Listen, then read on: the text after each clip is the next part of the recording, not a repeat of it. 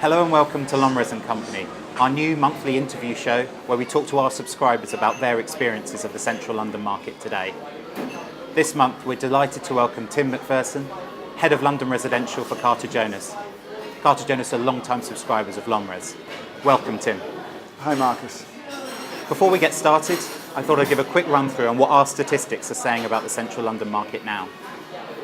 The last few months have certainly been challenging. Transaction volumes are around 40% lower than they were at this point a year ago. However, we are starting to see some real opportunities.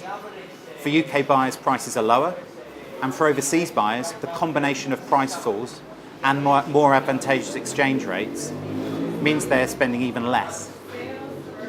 Those buying in US dollars or dollar-pegged currencies are paying around 30% less than they would have done at the peak of the market in 2014. With those buying with euros seeing around a 26% saving. So Tim, I know we've been chatting about your experience in Mayfair. Tell us more. How's the market faring?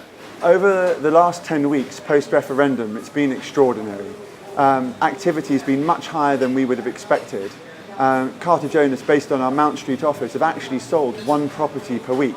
This week's is already in the bag, a flat at just under 11 million. We didn't expect any like the level of transactions to be taking place at this time. We've just come back off the summer, off August, which is a traditionally quiet month, and we're really pleasantly surprised. What's interesting though is that the database of buyers that we have, which is fairly deep for our prime central London business, only one of the sales that we've agreed has an applicant come from that database. All the applicants are new.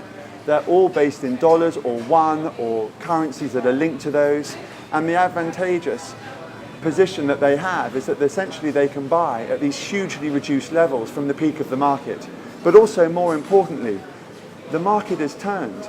So therefore now we have pragmatic, sensible vendors that want to trade at today's prices. We're not dealing with the speculative vendor anymore. They've either withdrawn from the market entirely or they want to sell. If they want to sell, they're on the market and we're generating activity. So we're really pleasantly surprised.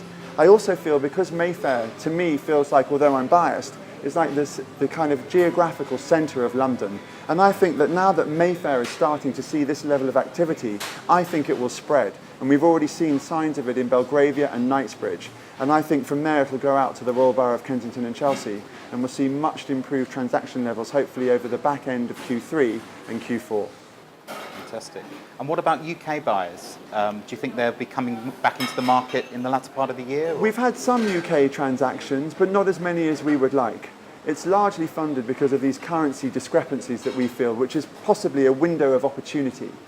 So I don't know how long it will last. I can't really predict any further in front than just the pipeline we have and the instructions that we've got coming on. It's really back to old traditional agency.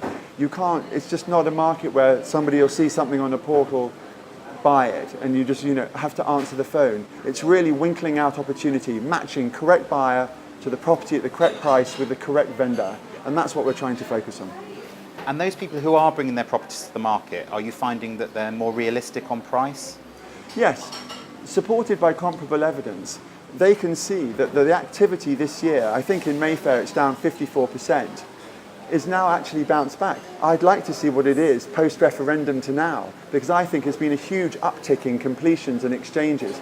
I know that there's probably 25% more stock on than there normally is. I also know that there's more sales agreed currently than there have been in the entire amount of 2016, not just at Carter Jonas. We want all agents to be doing well and thriving. It's not just about us, because a good market is carried by all of the agents and applicants and vendors alike. And so we want a buoyant market in prime central London, and we're starting to see that in Mayfair, and we're really encouraged. And is this happening across all price bands, or is this? Out of the 10 or so instructions that we have under offer, we have 4 or 5 above £5 million. They range from $1 million through to 27 million. And we have some at 5, 6, 7, one at 10.8. So there's good activity at the higher end of the market, but not where we'd like. A lot of transactions are happening in that what we consider a core market between 1 and 4, which make up the rest of our pipeline. But these are good cash cows. They generate good income for vendors and for firms that are selling those instructions.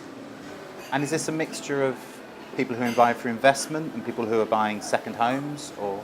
Mayfair continues to be an investment market. I don't think there's any way around it. Although, having said that, we do have a number of people that are buying to live in Mayfair because of what it offers.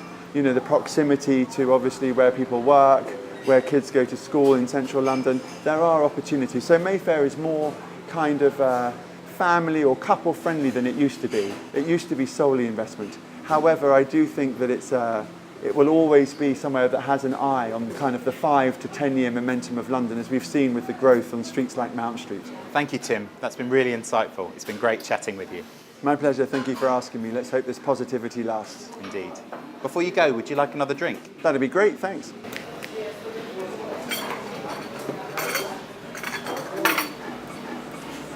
Join us again next month for the next instalment of LonRes Company. Thank you for watching.